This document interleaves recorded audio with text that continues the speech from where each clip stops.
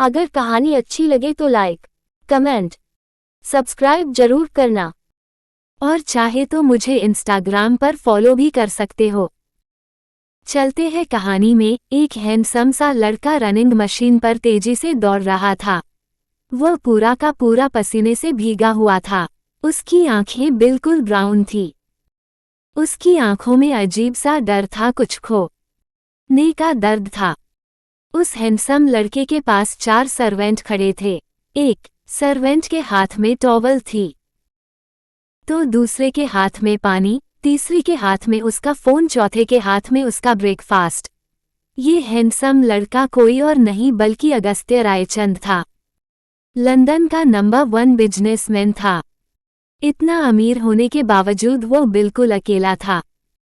उसका अपना कहने वाला कोई नहीं था।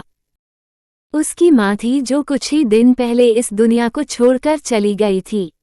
वह अपनी माँ से बहुत प्यार करता था। उसकी माँ उसकी जिंदगी थी, लेकिन मौत को कौन टाल सकता था। उसकी माँ को कैंसर था। वह जानता था कि उसकी माँ उसका ज्यादा दिन तक साथ नहीं दे पाएगी, लेकिन फिर भी उसे आज बहुत तकलीफ हो रही थी। उसकी माँ को गए हुए पूरे 7 दिन हो गए थे। वो इन गुजरे 7 दिनों में अपने आप को उस आलीशान महल में खुद को कैद कर लिया था। वह जीना नहीं चाहता था, क्योंकि उसके जीने की कोई वजह नहीं थी। वह मर जाना चाहता था, लेकिन उसके पास करने की हिम्मत नहीं थी, क्योंकि उसकी माँ ने उससे वादा लिया था कि उनके जाने के बाद वह हारेगा नहीं बल्कि जिंदगी का उसी तरह सामना करेगा जैसे अब तक करते आया। वह रनिंग मशीन को रोकते हुए उस पर से उतरकर पास में रखी एक चेयर पर बैठे हुए कोल्ड टोन में कहा, कमिंग, क्योंकि उस भी काफी देर से उसका बाहर खड़ा इंतजार कर रहा था। उसके कमिंग कहने से उसका असिस्टेंट अंदर आया। उसके असिस्टेंट ने अपने हाथ में पकड़ी ब्लैक फाइल को अगस्त्य की तरफ करते हुए कहा, ये बड़ी मैम की लॉयर देकर गए हैं। वो अपने आखिरी दिनों में एक नई विल को तैयार किया था, और उन्होंने ने इस विल के साथ एक लड़की की तस्वीर भी दी है। बाकी आप इस फाइल में लिखिए इन्फॉर्मेशन और बातों को पढ़ सकते हैं। अगस्त्य अपने असिस्टेंट अरमान की बात सुन काफी हैरान हुआ। उसने ब्लैक फाइल को अपने हाथों में लेते हुए ओपन किया तो एक बहुत ही खूबसूरत लड़की की फोटो थी, जो देखने में वाकई परी थी। उसे फोटो को देखकर अगस्त्य के मुंह से एक ही शब्द निकला, परी। उसने फाइल को रीड करना शुरू किया। उस फाइल में लिखा था, मैं जानती हूँ आगू मेरे पास वक्त बहुत कम है, इसलिए मैं यह विल बनवा रही हूँ। इस विल में तुम अकेले के मालिक नहीं हो, बल्कि इस विल का हकदार कोई और भी है। जब मैं 3 साल में पहले मुंबई गई थी तो मेरी मुलाकात एक परी से हुई थी, और यह फोटो उस परी का है। तुम्हें याद है आगे जब मैं वापस लंदन वापस आ रही थी, लेकिन मैंने अचानक लंदन आने से मना कर दिया। मैंने इसलिए मना किया क्योंकि एयरपोर्ट आते हुए मेरा एक बहुत बड़ा एक्सीडेंट हुआ था। कोई भी मुझे हॉस्पिटल ले जाने के लिए तैयार नहीं था, क्योंकि यह पुलिस केस था, लेकिन उन भीड़ में से एक लड़की ऐसी थी जो मुझे हॉस्पिटल ले गई। इतना ही नहीं, उसने मेरी हॉस्पिटल की सारी बिल भी पे किया। वो मेरा 1 हफ्ते तक ख्याल रखती रही। उसे देखकर ऐसा लगता था जैसे वह मेरी अपनी हो, लेकिन उसके चेहरे पर मुझे तुम्हारे जैसा दर्द दिखा था। वो दिखने में बहुत खूबसूरत थी, लेकिन उसकी आंखें बिल्कुल विराम थी। पहली बार मुझे तुम्हारे लिए कोई लड़की पसंद आई थी, लेकिन जब मैं वापस लंदन आई तो तुम बहुत बिजी रहने लगे थे। मैं तुमसे उस लड़की के बारे में बात करना चाहती थी। मैं चाहती थी कि तुम उस लड़की से शादी कर लो। मैं उसे अपनी बहू बनते देखना चाहती थी। मैं चाहती थी कि मैं अपनी बची जिंदगी में अपने आगू का छोटा सा बेटा या हाँ बेटी देख लूं, लेकिन जब जब भी तुमसे शादी की बात करने की कोशिश की, तुम हमेशा ही शादी से भागते रहे। तुम अपना करियर बनाना चाहते थे, एक अपने बिजनेस एक्सपेंड करना चाहते थे, इसलिए मैंने भी हार मान ली थी। लेकिन मेरी आखिरी ख्वाहिश यही है कि अगर उस परी की शादी नहीं हुई होगी तो तुम उससे शादी जरूर करना। मैंने अपनी पूरी जिंदगी में उससे लड़की जैसी प्यारी कोई लड़की नहीं देखी। वह जिस तरह दिखने में परी है ना, उसी तरह उसका दिल भी परी जैसा था। उसने उस वक्त मुझे फरिश्ते की तरह बचाया था। अपनी माँ की आखिरी ख्वाहिश पूरी करना आगू। और जो तुम्हारे मेरी प्रॉपर्टी थी, मैंने उसका 50% शेयर तुम्हारे नाम और 50% उसे परी के नाम कर दिया है। मैंने उसका नाम परी रख दिया है। मैं उसके साथ 1 हफ्ते रही, लेकिन उसका नाम नहीं जा पाए। बस ये तस्वीर किसी तरह मिल गई थी। मैं तुम्हें छोड़कर जा रही हूँ। उम्मीद करती हूँ तुम अपनी माँ की यह ख्वाहिश जरूर पूरी करोगे। शायद यही परी तुम्हारे जिंदगी जीने की वजह बन जाए। कभी खुद को अकेला मत समझ ना आगू। तुम्हारी माँ तुम्हारे साथ हमेशा रहेगी। लव यू आगू। याद रखना, तुम्हारी माँ दुनिया छोड़कर जा रही है, तुम्हें नहीं। अगस्त्य बिजनेस की दुनिया में साधु अकदू गुसाइल के नाम से मशहूर था, लेकिन अपनी माँ के सामने वह बहुत प्यार करने वाला बेटा था। उस पूरी नोट को पढ़ने के बाद अगस्त्य को अपनी जिंदगी को जीने की एक वजह मिल गई थी। वो हर हाल में अपनी माँ की आखिरी ख्वाहिश को पूरा करना चाहता था। उसने अपने सामने खड़े अमन से सर्द आवाज में कहा, कल सुबह की मुंबई की फ्लाइट बुक करो, मैं मुंबई जाऊंगा। अमन अपने बॉस की बात सुन शॉक्ड था, क्योंकि आज से पहले उसके बॉस कभी इंडिया गया ही नहीं था। उसकी मॉम डैड इंडियन थे, लेकिन वह लंदन में पैदा हुआ था। Chanel palace. शौर्य ने जब सबको हैरान होते देखा तो मुंह बनाते हुए कहा, मैं अभी खुद भी बच्चा हूं, तो मैं बच्चा नहीं प्लान करने वाला। अभी मैं बड़ा नहीं हुआ हूं, समझे आप सब। शर्म नहीं आती 2 बच्चों को बच्चा प्लान करने के लिए कहना। निधि हल्का हल्का मुस्कुरा रही थी। उसका बैंड वाकई पागल था। मेजर राम ने हंसते हुए कहा, पागल लड़के, क्या तुम मेरी उम्र में बड़े होगे? शौर्य कुछ बोलता उससे पहले अमृता जी ने कहा, अच्छा बस इस टॉपिक में बाद में बात करेंगे। आज कांची का शाम को बेबी शावर है, किसी को याद है कि नहीं? सभी ने कहा याद है। शौर्य ने कहा, तैयारी हो गई है? अमृता जी ने दोनों को देखते हुए कहा, तुम लोगों की शादी का भी आज 1 साल पूरे हो गए हैं। क्या तुम दोनों ने एक दूसरे को विश किया? कांची काव्यांश को देखने लगी। पता नहीं क्यों, लेकिन उसे काव्यांश कुछ बदला बदला लग रहा था। कांची ने मुस्कुराते हुए कहा, मामा अब तो जानती है ना हमारी शादी किन हालातों में हुई थी। वो कड़वी याद है, इसलिए मैं उसे याद नहीं करना चाहती। मेजर राम ने बीच में कहा, तो क्यों ना मैं अपनी लाडो की आज दोबारा शादी करवा दूं। इस तरह मैं भी अपनी लाडो की शादी देख पाऊंगा। कांची के गाल टमाटर की तरह लाल हो गए। काव्यांश के चेहरे पर कोई खुशी नहीं थी।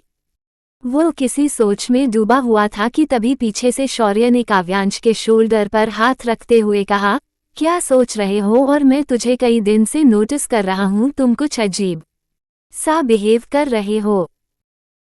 कुछ हुआ है क्या ऑफिस में? काव्यांश ने एटीट्यूड आवाज में कहा, तुम तो जानते हो ना, काव्यांश रघुवंशी की जिंदगी में उसकी मर्जी के सिवा कुछ नहीं होता। कांची को काव्यांश की बातें बिल्कुल भी पसंद नहीं आई। उसे काव्यांश की बातें कुछ अजीब लग रही थी। ऐसा लग रहा था जैसे वो पहले वाला काव्यांश हो, आज उसे पहले दिन वाला काव्यांश दिख रहा था। कांची ने अपनी आंखें बंद करते हुए गहरी सांस लेते हुए खुद से कहा, ये सिर्फ मेरा वहम है और कुछ भी नहीं। Mumbai Canva cafe. Aanya Canva cafe में बैठी थी, तभी एक हैंडसम सा लड़का चलकर आन्या के पास आकर आन्या से कहा, हाय एनी। आन्या ने जब उस आवाज को सुना तो उसे बहुत सुकून मिला। आन्या चेयर से खड़ी होकर दौड़कर उसे हैंडसम से लड़के को गले लगा लिया। उसे हैंडसम से लड़के ने आन्या को कमर से पकड़कर उठा लिया। आन्या अपने हाथों को उस हैंडसम से लड़के के गले में चारों तरफ लपेटकर सिसकते हुए कहा, आई एम सॉरी। मुझे माफ कर दो। मैं तुमसे अपना बैकग्राउंड छुपाना नहीं चाहती थी, पर डरती थी कि अगर तुम मेरे डैड का सच जानोगे तो मुझे छोड़कर चले जाओगे। और वही हुआ, तुमने मुझे छोड़ दिया। तुम मुझे पूरे कितने महीनों बाद मिल रहे हो? उसे दिन भी मिलने को कहा और फिर जब मैं तैयार हो गई तो मुझे मना कर दिया। विराज आन्या से अलग होकर आन्या से कहा। पागल लड़की, उस दिन मुझे अचानक लंदन जाना पड़ा। दादू की तबीयत खराब हो गई थी इसलिए मैं नहीं आ पाया और तुम्हें मना कर दिया। लंदन से वापस आते ही मैं तुरंत तुम्हारे पास आया हूँ। मुझे माफ कर दो। आन्या, मैं तुम्हें किसी अपने से मिलना चाहता हूँ जिससे मैं खुद पहली बार मिलूंगा। मेरे साथ चलोगी? आन्या ने हाँ में गर्दन हिला दी।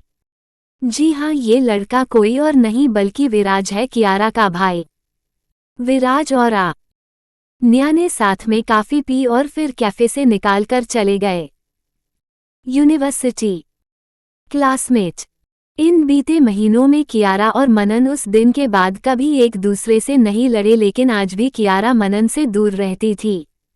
उसकी सोच आज भी मर्दों और प्यार के लिए नहीं बदली थी। कियारा क्लास में बैठी थी, आज प्रोफेसर नहीं आए तो वह फ़ोन यूज़ कर रही थी, तभी उसके फ़ोन पर मैसेज आया, क्या कर रही हो स्वीट हार्ट। उस मैसेज को रीड कर कियारा भावे सिकुड़ गई। उसने टाइपिंग किया, कौन?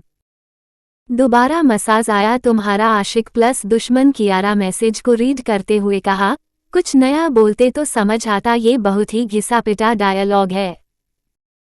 अगर मुझे इश्क लड़ाना है तो सामने आकर दिखाओ तो मैंने जानू तुम सच्चे आशिक प्लस दुश्मन हो। इंतजार करो बेबी, बहुत जल्द सामने आऊंगा, लेकिन एक बात की गारंटी देता हूँ, जब सामने आऊंगा तो तुम्हारी धड़कने रोक दूंगा, फिर मत कहना बताया नहीं। कियारा ने टाइपिंग किया, इंतजार रहेगा, जब आना तो अपनी मनहूस शक्ल भी दिखा देना। जरूर दिखाऊंगा, क्योंकि मेरी शक्ल तुम्हारी बंद होती आंखों का आखिरी चेहरा होगा। कियारा बिना कोई रिप्लाई दिए फ़ोन को बैग में रख दिया। उसे प्रिंसिपल ऑफिस जाना तो उसने अपना बैग उठाया, क्लासरूम से निकलकर ऑफिस की तरफ चली गई। Principal office. कियारा कैबिन में खड़ी थी, तभी मनन भी कैबिन में आया।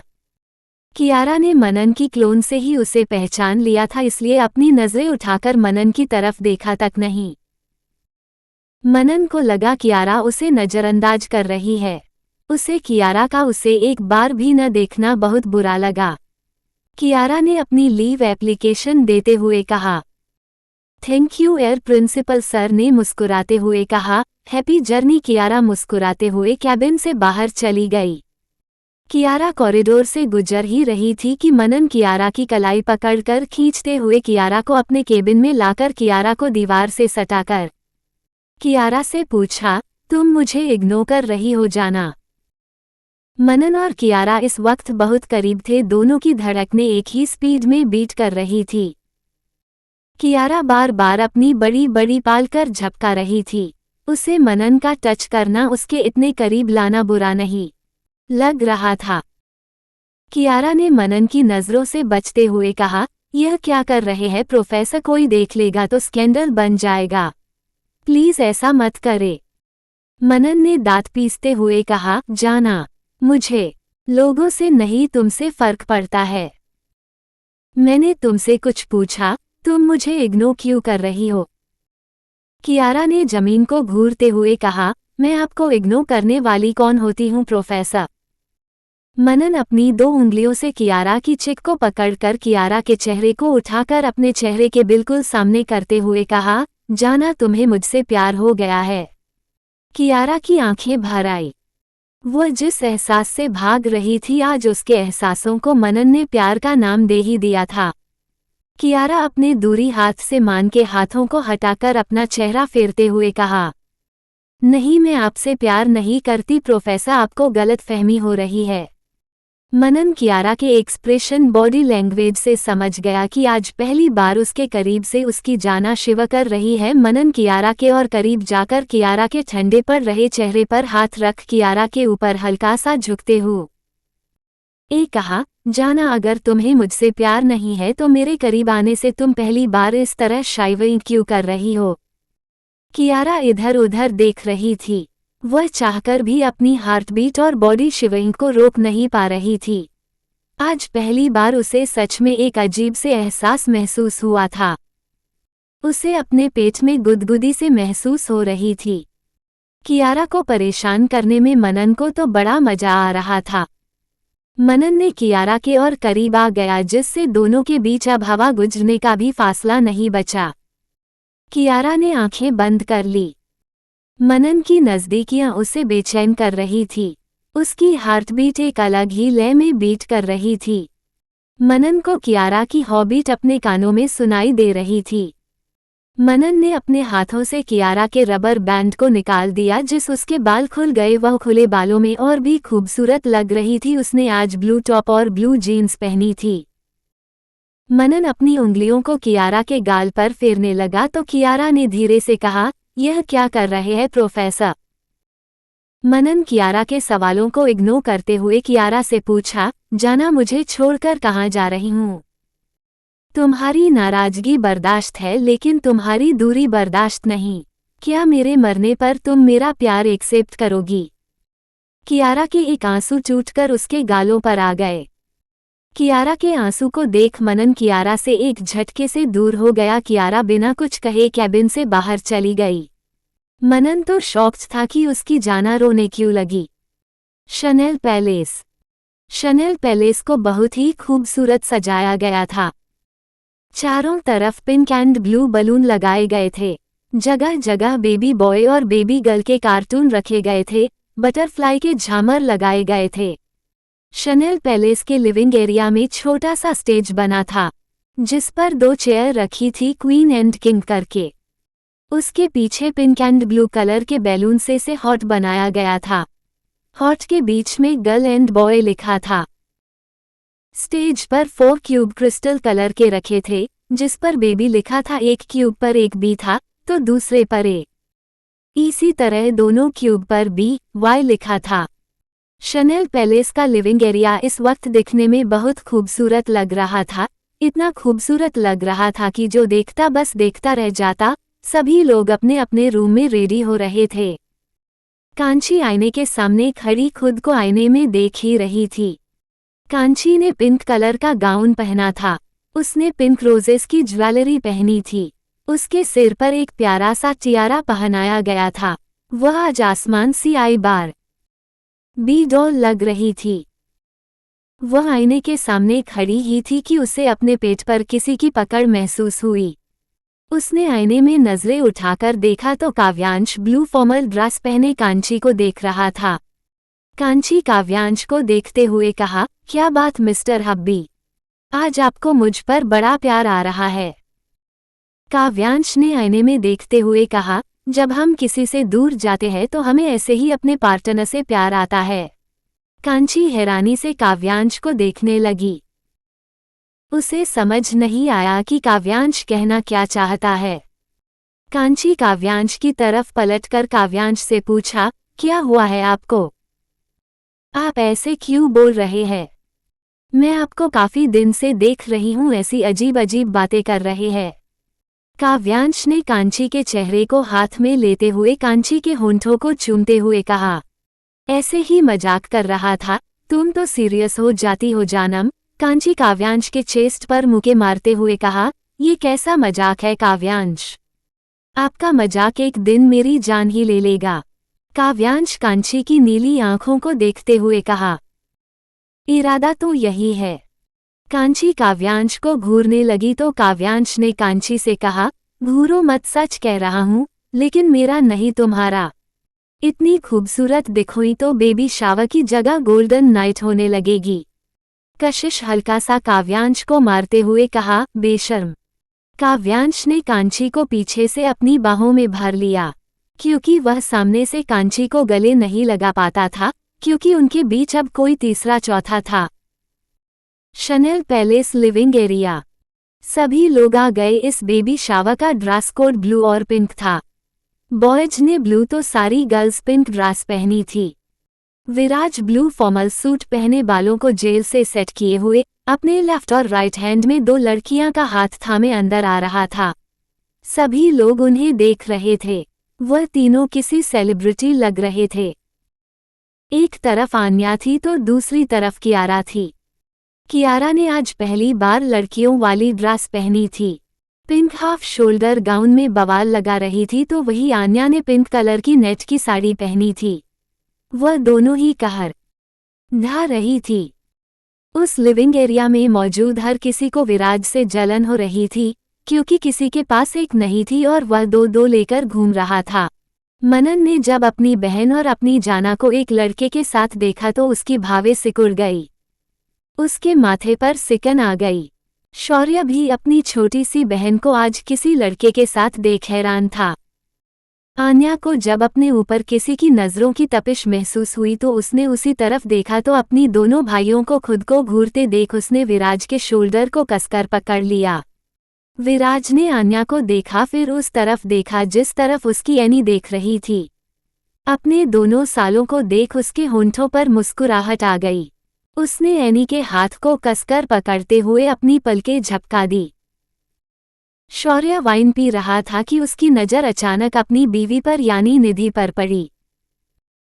निधि पिंक स्लीवलेस घुटने तक आती ड्रेस पहनी थी। वह उस ड्रेस में काफ़ी अट्रैक्टिव और गॉर्जियस लग रही थी।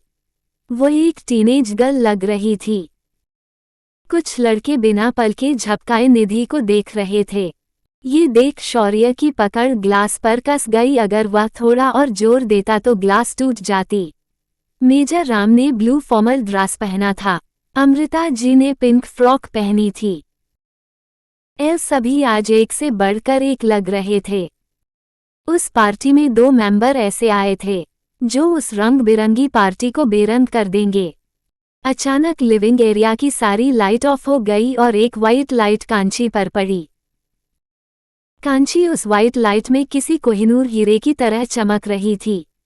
सभी लोग कांची को देखते रह गए।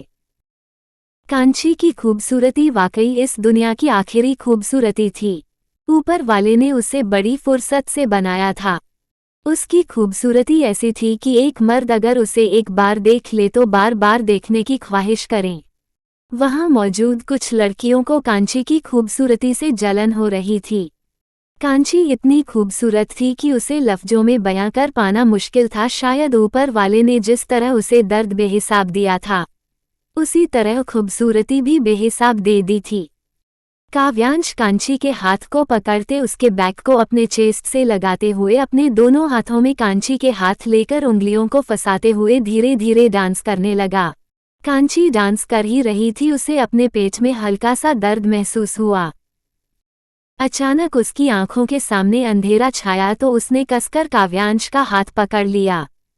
कांची काव्यांश के हाथ को पकड़ते हुए कहा, क्या हुआ, तुम ठीक हो ना? कांची ने मुस्कुराते हुए कहा, हाँ मैं ठीक हूँ, थोड़ी देर बैठना है। कांची स्टेज पर बैठी तो अपने हाथों को देखा। उसकी मेहंदी उसके दूध जैसे हाथ पर चमक रही थी। कांची अपनी खुशियों को देख डर रही थी। उसे डर था कहीं उसकी खुशियों बिखर जाए। अमृता जी और मेजर राम ने मिलकर कांची की गोद भराई की रस्म की और उसके फोरहेड को चूमते हुए कहा, मेरी लाडो को किसी की नजर ना लगे। इतना कहकर वह स्टेज से उतर नीचे आ गया। मेजर राम अपने फ्रेंड से बात कर ही रहे थे कि मिस्टर राजपूत और विराज को देख वह शॉक्ड हो गए। उनकी आंखें हैरानी से फैल गई। उन्हें यकीन नहीं हो रहा था कि वह जो देख रहे हैं वह सच है, ये सिर्फ उनका वहम। मनन अपनी जान से प्यारी दोस्त को देखकर काफी खुश था। वह कांची के पास जाकर अपने घुटने पर बैठते हुए कांची के हाथों को पकड़कर कांची से कहा, कांग्रेचुलेशन जान, वैसे तुम बहुत मोटी हो गई हो। मेरे आने वाले प्रिंस प्रिंसेस अपनी मामा को गोलगप्पे की तरह फूले देखेंगे तो पता है क्या कहेंगे, मेरी मामा गोलगप्पा खा खा कर गोलगप्पे की तरह हो गई। पापा आप बाहर गोलगप्पे मत खाया करे, आप मम्मा को खाया करे क्योंकि वह तो गोलगप्पा जैसी है। कांची मान के कान को पकड़कर मरोड़ते हुए कहा, अच्छा बच्चू और तुम, ये पता है क्या कहेंगे, चाचू पापड़ की तरह है, बाहर मत जाना वरना उड़ जाओगे।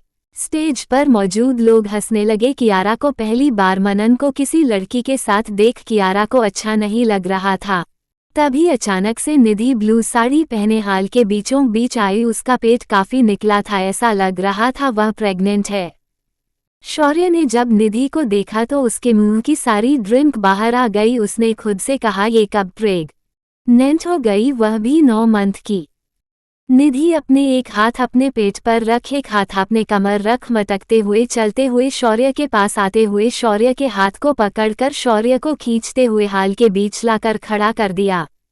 शौर्य तो शॉक्ड था। आन्या कियारा ये सब देख काफी एंजॉय कर रही थी। उन्होंने ने आज से पहले ऐसा फंक्शन नहीं देखा था। निधि ने डांस करना स्टार्ट किया तो सॉन्ग प्ले हुआ। दीदी तेरा देवर दीवाना, हाय राम कुड़ियों को डाले दाना। निधि बिल्कुल निशा माधुरी की तरह डांस कर रही थी। उसका डांस सभी काफी एंजॉय कर रहे थे, लेकिन शौर्य गुस्से से लाल पीला हो रहा था क्योंकि उसकी बीवी उसे सिर्फ अपने चारों तरफ घुमा रही थी। मीनल जी अपने बेटे को खुश देख काफी खुश थी। कांची होंठों पर प्यारी सी मुस्कुराहट थी। विराज कांची की मुस्कुराहट देख इसके मुस्कुराहट की दुआ करने लगे। वह जब से यहाँ आया था बस कांची को देखे जा रहा था। किया रा अपनी रोल मॉडल को दोबारा से देख काफी खुश थी। कांची की मुस्कुराहट से सबके होंठों पर मुस्कुराहट थी। कांची काव्यांश के हाथ कसकर पकड़कर काव्यांश से कहा, थैंक यू। काव्यांश को कांची की मुस्कुराहट बेचैन कर रहे थे। कांची ने आंखों में आंसू लिए प्यार से धी रे से कहा, आई लव यू। कांची ने पहली बार अपने प्यार का इजहार किया। काव्यांश मुस्कुराने लगा, उसके डिंपल शो होने लगे। कांची काव्यांश के डिंपल पर हाथ रखते हुए कहा, मुझे कभी छोड़कर मत जाएगा। मैं हमारे बच्चों के साथ आपके साथ एक छोटी हैप्पी फैमिली की लाइफ जीना चाहती हूँ। मैं चाहती हूँ हमारे प्यार की शुरुआत भले कड़वी यादों से हुई, लेकिन इसकी एंडिंग हैप्पी एंडिंग हो। काव्यांश ने कांची के फोरहेड पर अपने लब रख दिए। विराज कांची को मुस्कुराते देखकर मुस्कुरा रहा था। वह चलते हुए कांची के पास आया। एक अनजान चेहरा देखकर कांची हैरान हुई। विराज कांची के सामने घुटने पर बैठ गया। सभी लोग यह नजारा देख शॉक्ड थे। कोई भी नहीं जानता था कि ये लड़का कौन है और वह कांची के सामने ऐसे क्यों बैठा है। कांची हैरान थी। वह जैसे ही खड़े होने की हुई विराज कांची के हाथ को पकड़कर कांची से कहा, बैठी रहो गुड़िया। मैं जानता हूँ तुम मुझे नहीं जानती, मैं भी अब तक तुम्हें नहीं जानता था, लेकिन आज जब तुम्हें देखा तो सच में यकीन हुआ कि तुम मेरी ही बहन हो। कांची शॉक्ड हो गई। उसकी आंखें हैरानी से फैल गई। काव्यांश भी शॉक्ड हो गया। कांची हैरानी से विराज को देखते हुए कहा, यह मजाक है तो बहुत ही घटिया मजाक है। ऐसे मजाक कौन करता है? ये किसकी चाल है? मेजर राम स्टेज पर आ गए। उन्होंने कांची के सिर पर हाथ रखते हुए कहा, लाडो यह कोई मजाक नहीं है, बाली सच है। विराज बड़े भाई हैं, विराज राजपूत। कांची अपने पापा को सवालिया नजरों से देखते हुए कहा, आपने ये क्या कह रहे हैं डैड? आप जानते भी हैं आप क्या कह रहे हैं? आप एक अनजान लड़के को मेरा भाई कह रहे हैं। मैं तो अकेली थी ना, और अगर यह मेरा भाई है तो इसके सरनेम के पीछे राजपूत क्यों लगा है? हम तो अग्रवाल है ना। मेजर राम अपनी बेटी के चेहरे को अपने हाथों में लेते हुए कहा, हम राजपूत है लाडो। मैं और आपके मामा एक दूसरे से बहुत प्यार करते थे। हम दोनों की शादी हुई, हम सब बहुत खुश रहते थे, लेकिन मैं एक सोल्जर था। मेरी पोस्टिंग हर 6 महीने में इधर उधर शहर में होती थी। जब मेरी पोस्टिंग मसूरी हुई तो कशिश भी मेरे साथ मसूरी आना चाहती थी। तब विराज 3 साल का था। मॉम डैड ने यह फैसला सुना दिया था कि मैं सिर्फ अकेला मसूरी जाऊंगा। कशिश और विराज उनके साथ रहेंगे, लेकिन मैं और कशिश दोनों एक दूसरे से अलग नहीं होना चाहते थे। कशिश ने मेरे साथ चलने का फैसला किया था। मैंने मॉम से बात की तो मॉम डैड मुझसे नाराज हो गए। इस बात पर हमारी बहुत बहस हुई। मैंने बहुत कोशिश का बड़ी ही मॉम को समझने की, डैड को मनाने की, पर दोनों ही नहीं माने। मॉम डैड ने एक शर्त रख दी, अगर मैं कशिश को लेकर मसूरी आया तो उनसे हमारा कोई रिश्ता नहीं रहेगा और विराज को भी हमारे साथ जाने की इजाज़त नहीं दी। डैड ने मुझे ही धमकी दी कि अगर मैं विराज को लेकर गया तो वो खुद की जान दे देंगे। कशिश अपने बेटे को छोड़ना नहीं चाहती थी और ना ही मुझे। वह माँ और बीवी दोनों के फर्ज में ही फंस गई थी। लेकिन वह ये बात अच्छे से जानती थी कि विराज को उससे ज्यादा उसकी दादी प्यार कर सकती है। वह विराज का पूरा ख्याल रखेगी और अगर वह वहां रुक गई तो मैं अकेला रह जाऊंगा, मेरा कोई ख्याल रखने वाला नहीं होगा। इसलिए हमने मिलकर अपनी जिंदगी का सबसे डिफिकल्ट फैसला लिया। हमने विराज को मॉम डैड के साथ छोड़ दिया। मैं और कशिश दोनों साथ में मसूरी आ गए। हम विराज के बिना खुश नहीं थे, लेकिन फिर एक दिन हमें पता चला कि तुम्हारी मॉम प्रेग्नेंट है। मैंने मसूरी आते ही अपनी पहचान बदल दी थी। मैं राजपूत से अग्रवाल बन गया था। तुम्हारे आने की खुशी से हम खुश रहने लगे थे। गुजारते वक्त के साथ मेरी पोस्टिंग की जगह बदलती जाती थी। तुम बड़ी हो रही थी। उसके बाद से तुम सब जानती हो। कांची हैरान थी। एक बार फिर वक्त ने उसके मुंह पर तमाचा मारा था। विराज कांची के हाथ को कसकर पकड़ते हुए कहा, मुझे माफ कर देना गुड़िया। जब मुझे तुम्हारी हिफाजत करनी चाहिए थी तब मैं लंदन में बैठा आराम कर रहा था। तुम्हारे साथ क्या क्या नहीं हुआ। मैं हमारी मम्मा को बचा नहीं पाया। कांची के आंखों से आंसू गिर रहे थे। उसकी जिंदगी वाकई में एक मजाक बन चुकी थी। कितने राज थे उसकी जिंदगी में। विराज ने कांची को गले लगा लिया। कांची स्टैचू की तरह बैठी रही। उसे समझ में नहीं आ रहा था कि वह कैसा रिएक्ट करे। इस बात से खुश हो कि उसका एक भाई है, यह इस बात से दुखी हो कि आज तक वह जिन रिश्तों के लिए तरस रही थी वो होते हुए भी उससे दूर थे। कियारा दौड़ते हुए कांची के पास आकर कहा, आप मेरी दी है। Wow, amazing. सोचा नहीं था जिस लड़की को मैं इतना पसंद करती हूँ वह मेरी दी निकलेगी। इतना कहकर कियारा ने भी कांची कसकर गले लगा लिया। कांची एक बार फिर हैरान हुई। वह हैरानी से कियारा को देखने लगी। मेजर राम ने कहा, ये तुम्हारे चाचू की बेटी है कियारा राजपूत। कांची अपने डैड को बेयकीनी से देख रही थी। मेजर राम ने उसकी नज़रों को देखते हुए अपनी नज़रें झुका ली। मनन बहुत ही ज्यादा हैरान हो गया। उसने आज मान ही लिया था कि किस्मत पलटने में वक्त नहीं लगता।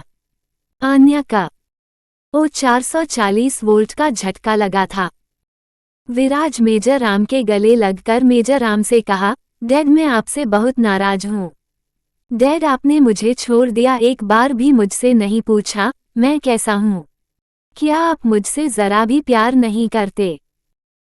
मेजर राम विराज के चेहरे को अपने हाथों में लेते हुए कहा, मैं तुम दोनों से ही बहुत प्यार करता हूँ, इसलिए तो शायद गॉड ने अब तक मुझे जिंदा रखा था। मैं हमेशा तुमसे मिलने आता था लेकिन दूर से ही देख कर चला जाता था। मैं मॉम डैड की कस्में नहीं तोड़ना चाहता था, उन्हें और तकलीफ नहीं देना चाहता था। विराज ने मेजर राम के हाथ को कसकर पड़ते हुए कहा, डैड दादू दादी जो आपसे मिलना चाहते हैं। मुझे आपका और गुड़िया का सच दादू ने ही बताया था। सब जानने के बाद मुझे थोड़ी तकलीफ हुई थी, फिर मैंने ये सोच लिया कि शायद यही हमारी किस्मत थी। डैड आप चलेंगे न? मेजर राम ने मुस्कुराते हुए कहा, हाँ क्यों नहीं, जरूर चलूंगा। काव्यांश विराज को देखते हुए कहा, मुझे इग्नोर कर रहे हो साले साहब। विराज काव्यांश को घूरते हुए कहा, मैं धोखेबाज के मुंह नहीं लगता। मैंने तुमसे बड़ा धोखेबाज इंसान आज तक नहीं देखा। विराज के सेंटेंस ने सबके सिर पर बम फोड़ा था। कांची हैरान हो गई। उसे समझ में नहीं आया कि विराज ऐसा क्यों कह रहा है। कांची ने विराज को घूरते हुए कहा, यह क्या कह रहे हो? काव्यांश ने क्या किया है? विराज ने कांची से कहा, तुम एक लॉयर हो ना गुड़िया, तो इतनी बेवकूफ कैसे हो सकती हो?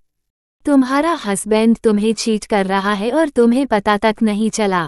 कांची को अब वाकई में घबराहट होने लगी। उसने विराज के हाथ को कसकर पकड़ते हुए पूछा, आप कहना क्या चाहते हैं? साफ साफ कहिए। विराज ने कांची को देखते हुए कहा, यही कि तुम्हारा ये सो कॉल्ड हस्बैंड ने दूसरी शादी की है। कांची शॉक्ड हो गई। उसे ऐसा लगा जैसे किसी ने उसके पैरों तले जमीन खींच ली। वह लड़खड़ा गई। कियारा ने जल्दी से कांची को पकड़ लिया। कांची हैरानी से कभी विराज को देखती तो कभी काव्यांश को। काव्यांश ने बड़ी बेशर्मी के साथ कहा, तो तुम्हें सच पता चल गया है साले साहब, अच्छी बात है। वैसे भी मैं बताने ही वाला था। मैं भी थक हो गया हूँ ये नाटक करके। काव्यांश के टोने से सभी दंग रह गए। अमृता जी को तो यकीन नहीं हो रहा था कि काव्यांश बोल क्या रहा है। कांची ने काव्यांश को देखते हुए कहा, आप कहना क्या चाहते हैं काव्यांश? कैसा नाटक? काव्यांश ने चेयर पर बैठते हुए अपने पैरों को क्रॉस करके कहा, तुम्हारे साथ अच्छे बनने का नाटक। यार जानम तुम बहुत बोरिंग हो। मैं इतनी बोरिंग वाइफ बिल्कुल भी बर्दाश्त नहीं कर सकता। कांची को अपने अंदर कुछ टूटता हुआ महसूस हो रहा था। कांची की आंखें भर आई। शौर्य, मनन, निधि, अमृता जी, मेजर राम सभी शॉक्ड हो गए। कांची काव्यांश के पास जाकर काव्यांश के हाथ को पकड़ते हुए काव्यांश से कहा, आप मजाक कर रहे हैं ना? आप फिर से मुझसे मजाक कर रहा है ना? काव्यांश कहिए ये सब झूठ है। काव्यांश कांची के हाथ को झटकते हुए कहा, अरे हटो जानम। झूठ? मैंने कोई झूठ नहीं बोला। तुम्हें पता है मैंने तुम्हें पहली बार विक्रम ओबरॉय की पार्टी में देखा था। तुम तभी से मेरे दिमाग में चढ़ी थी। तुम मेरी सनक बन चुकी थी। मैं तुम्हें बस हासिल करना चाहता था। मैं ऐसा ही था हमेशा से। जो चीज़ मुझे पसंद आ जाती है मैं उसे हासिल कर लेता था। पहले तुम्हारी इन आंखों ने मुझ पर जादू किया जब तुम डांस करते हुए मुझ पर लहरा रही थी। फिर जब तुम वेस्टर्न ड्रेस में विक्रम को सबके सामने एक्सपोज किया तो मुझे तुम पर प्यार आ गया। तुम मेरी आखिरी सनक बन गई। मैं तुम्हें हर हाल में हासिल करना चाहता था। तुम्हारे बारे में पता चला कि तुम वही लड़की हो जिसकी जमीन को मैं पिछले 1 साल से हासिल करने की कोशिश कर रहा हूँ।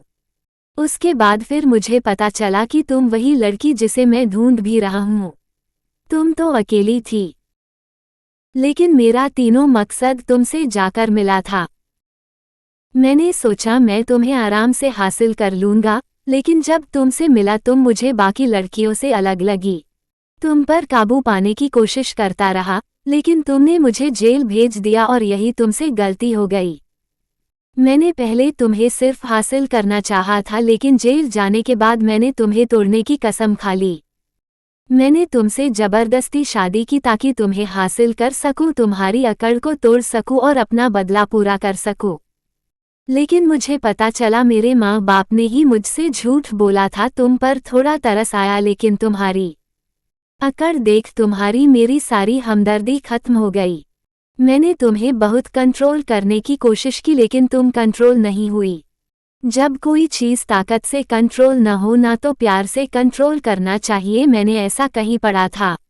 लड़कियां तो होते ही है बेवकूफ़। उन्हें थोड़ा सा प्यार दो तो वो पिघल जाती है।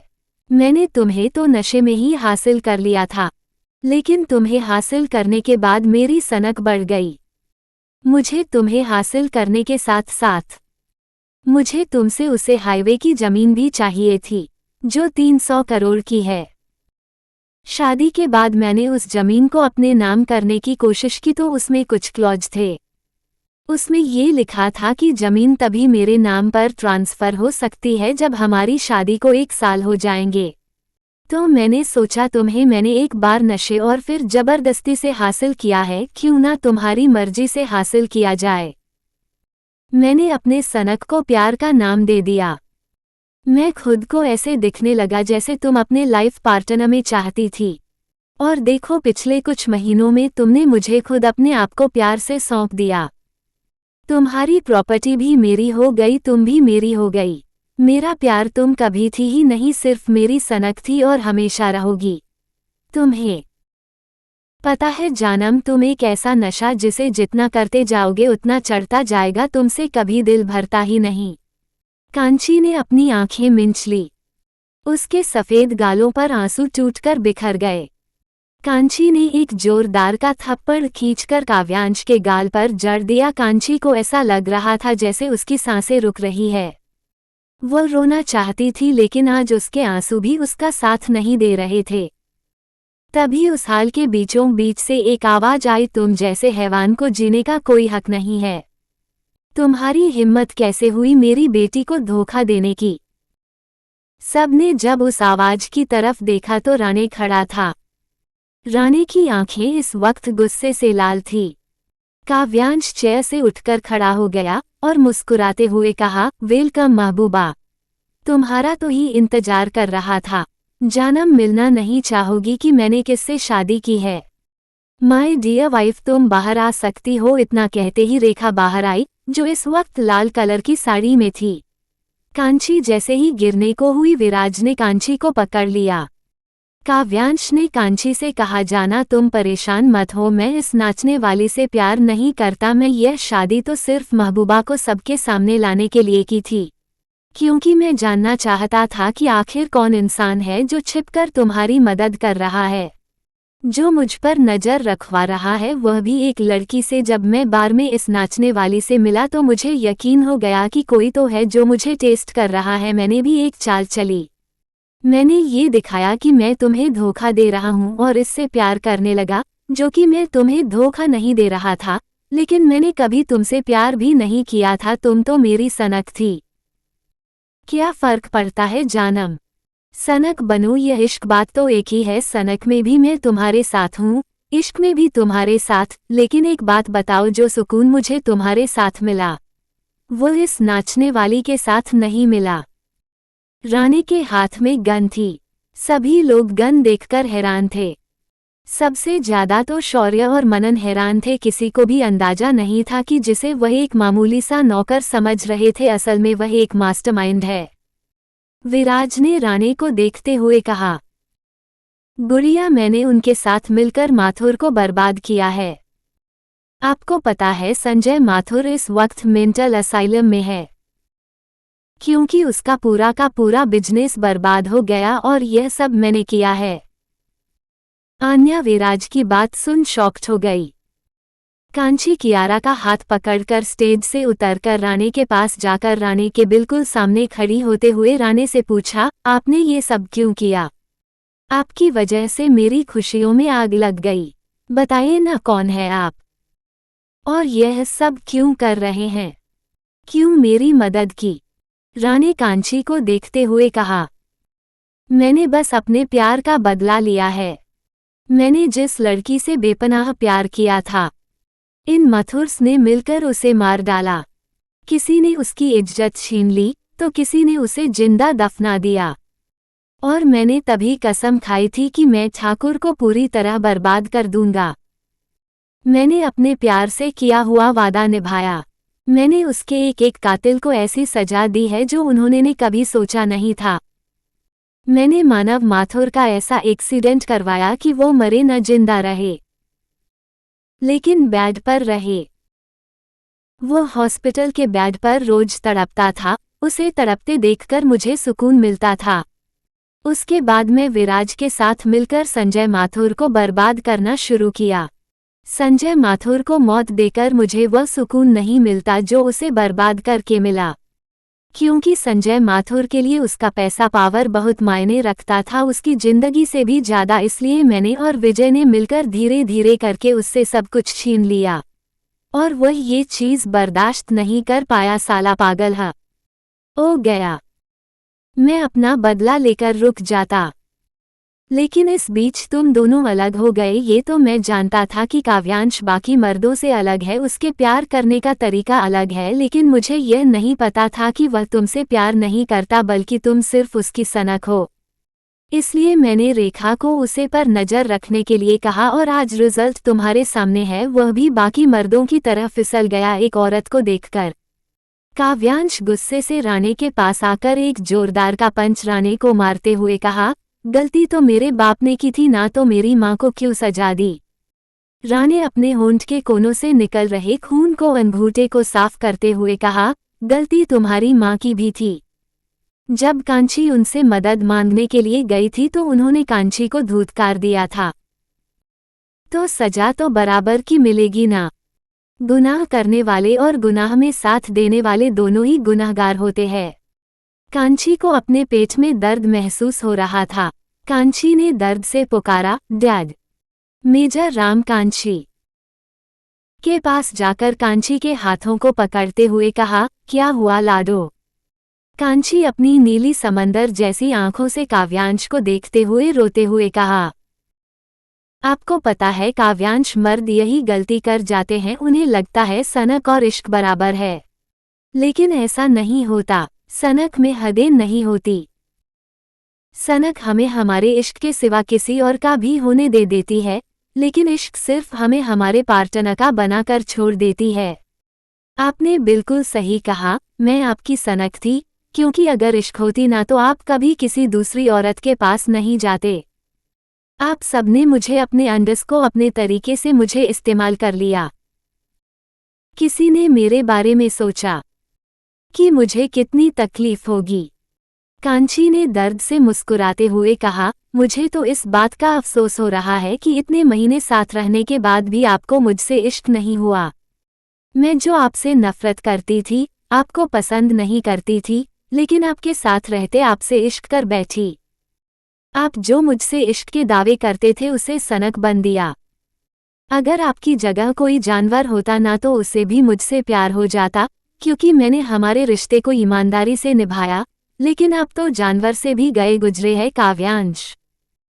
मनन काव्यांश के पास आकर काव्यांश के शोल्डर को पकड़ते हुए कहा, तुम झूठ कह रहे हो ना?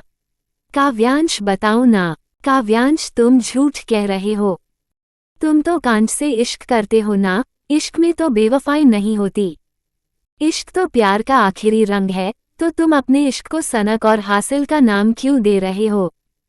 शौर्य काव्यांश के पास आकर काव्यांश के कॉलर को पकड़ते हुए कहा, तुम झूठ बोल रहे हो ना काव्यांश। तुम चाचू वाली गलती मत करो। किसी का दिल तोड़कर किसी को हट करके तुम कभी खुश नहीं रह पाओगे। कांची को देखो, वह प्रेग्नेंट है, उसके पेट में तुम्हारा बच्चा है। तुम ऐसा कैसे कर सकते हो? अमृता जी काव्यांश के पास आकर एक जोरदार का थप्पड़ काव्यांश के गाल पर मरते हुए कहा, मुझे शर्म आती है कि तुम मेरे बेटे हो। अमृता जी के सेंटेंस ने एक बार फिर लोगों को हैरान कर दिया। लोगों के सर पर बम फोड़ने का काम किया था। लेकिन काव्यांश के चेहरे पर कोई एक्सप्रेशन नहीं आया। वो अपनी खाली आंखों से अमृता जी को देख रहा था। काव्यांश ने एटीट्यूड से कहा, क्यों मिस अमृता अग्रवाल, आपको शर्म क्यों आ रही है? आपने कभी मुझे बेटे जैसा प्यार किया जो शर्म आ रही है? अगर मेरे बाप ने आपसे नाजायज रिश्ते बनाए थे, अगर मैं आपका नाजायज बेटा था तो इसमें मेरी क्या गलती? अगर मेरे बाप ने मुझे आपसे छीन लिया था तो कम से कम मेरे बड़े होने के बाद आपको मुझे बताना तो चाहिए था ना कि मैं आपका बेटा हूँ। मैं आपसे कितनी बार मिला, पिछले कई महीनों से आप मेरे साथ भी रह रहे हैं, लेकिन आपने मुझे कभी नहीं बताया कि आप मेरी माँ है। इसलिए मैं आपको अपनी माँ नहीं मानता। मेरी एक ही माँ थी, साक्षी रघुवंशी, जो कि अब मर चुकी हैं। आप मेरी माँ नहीं है। आपने सिर्फ मुझे पैदा किया है और पैदा करने से कोई किसी की माँ नहीं बन जाता। अमृता जी आंखों में आंसू था। उनके बेटे के दिल में कितना जहर था। काव्यांश मनन और शौर्य को देखते हुए कहा, यार तुम लोग इतना क्यों रिएक्ट कर रहे हो? मैंने कहा क्या कि मैं जानम को छोड़ रहा हूँ? मैंने कहा क्या कि मैं अपने बच्चों को छोड़ा हूँ? नहीं ना। मैं जानम के साथ जैसे अब तक रहता आया हूँ हमेशा रहूंगा, क्योंकि मैंने कहा ना, जानम मेरी सनक, जिद और नशा है, और हमेशा रहेगी। तुम दोनों अच्छे से जानते हो मैं अपने नशे के बिना नहीं रह सकता। तो इतना ओवरएक्ट क्यों कर रहे हो? है नहीं करता मैं जानम से इश्क। मैं कभी जानम के लिए इश्क में जान नहीं दे सकता। मैं सिर्फ जानम का होकर नहीं रह सकता, बस इतना फर्क है। तो इसमें बुरा क्या है? मनन गुस्से से काव्यांश के कॉलर को पढ़कर कहा, तुम्हारे अंदर शर्म जरा भी बची है या उसे भी कहीं दफना दिया है? कितनी बेशर्मी के साथ यह सब कह रहे हो? तुम्हें जरा भी आइडिया है तुम क्या कह रहे हो? खुद भी सुन रहे हो तुम क्या कह रहे हो? तुम्हारे एक एक वर्ड मुझे किसी कांटे की तरह चुभ रहे हैं। जब मुझे इतनी तकलीफ हो रही तो कांच को कितनी तकलीफ हो रही होगी। मैंने सोचा था कि तुम बदल गए हो, लेकिन तुम पहले ही वाले काव्यांश हो, तुम कभी नहीं बदल सकते। तुमने बता ही दिया कि तुम मानव माथुर के ही बेटे हो। काव्यांश एक 5 मनन के मुंह पर मरते हुए कहा, जस्ट शट अप, मुझे लेक्चर देना बंद करो। ये तुम्हारी यूनिवर्सिटी नहीं है, मेरा घर है। हाँ, मैं मानता हूँ मेरे डैड से गलती हो गई। इंसान से ही गलती होती है। डैड से भी हो गई थी, इसका यह मतलब नहीं कि उन्हें फांसी पर चढ़ा दिया जाए। मिली न उन्हें सजा। मैंने कुछ कहा नहीं न। मैंने क्या कभी कहा कि मैं अपने बाप का बेटा नहीं हूँ? मैं उन्हीं का बेटा हूँ और मुझे ये कहते हुए जरा भी शर्म नहीं आ रही। सुना तुमने? रानी ने दोबारा अपनी गन काव्यांश की तरह पॉइंट करते हुए काव्यांश को देखते हुए कहा, जब तुम्हें शर्म नहीं आ रही कि तुम अपने आप के बेटे हो तो तुम्हें भी अपनी बाप के पास चले जाना चाहिए। तुम जैसे घटिया दोगले इंसान को जीने का कोई हक नहीं है। काव्यांश ने मुस्कुराते हुए कहा, अच्छा, मैं घटिया दोगला हूं तो तुम क्या हो? एक तरफ तुम अपने वन साइडेड लव का बदला ले रहे हैं तो दूसरी तरफ अपनी उसी वन साइडेड लव की बेटी के बच्चों को मारने की कोशिश भी कर रहे हैं। कशिश जिसकी पलकें झुकी हुई थी। काव्यांश की बातों से उसकी पलकें अचानक उठ गई। वो अपनी सुर्ख आंखों से काव्यांश को देखते हुए पूछा, क्या कहा आपने? काव्यांश ने कांची को देखते हुए कहा, इस आशिक से पूछो ना, इसने रखा को यह ऑर्डर क्यों दिया कि वो हमारे बच्चों को मार डाले। यह अभी जो महान बन रहा है ना कि इसने अपने प्यार से किया हुआ वादा निभाया, मथुर से बदला लिया। तो इस महबूबा की तुम्हारे साथ क्या दुश्मनी थी जो ये तुम्हारी खुशियां तुमसे छीन रहा है? कांची रानी को देखते हुए पूछा, क्या ये जो कह रहे हैं वह सच है? रानी ने कांची को देखते हुए कहा, हाँ, ये जो कह रहा है बिल्कुल सच है। और मुझे ये कहते हुए बिल्कुल भी अफसोस नहीं है, क्योंकि डॉक्टर ने तुम्हें पहले ही बता दिया था कि बच्चों की डिलीवरी के टाइम तुम्हारी जान जा सकती है। मैं कशिश को खो चुका था, उसकी आखिरी निशानी को नहीं खोना चाहता था। रानी इससे आगे कुछ कहता कशिश ने गुस्से से एक जोरदार का थप्पड़ रानी के गाल पर मरते हुए कहा, आप होते कौन है? मेरी जिंदगी का फैसला करने वाले। काव्यांश को आप दोगला कह रहे हैं, तो आप क्या है? आपने अगर मॉम से इश्क किया होता ना तो उनकी बेटी को दर्द देने की सोचते भी नहीं। आपकी हिम्मत कैसे हुई मेरे बच्चों को नुकसान पहुंचाने के बारे में सोचने की? आप सभी मर्दों को इश्क और सनक में फर्क नहीं पता चलता क्या? आप अपनी सनक को इश्क का नाम दे रहे हैं।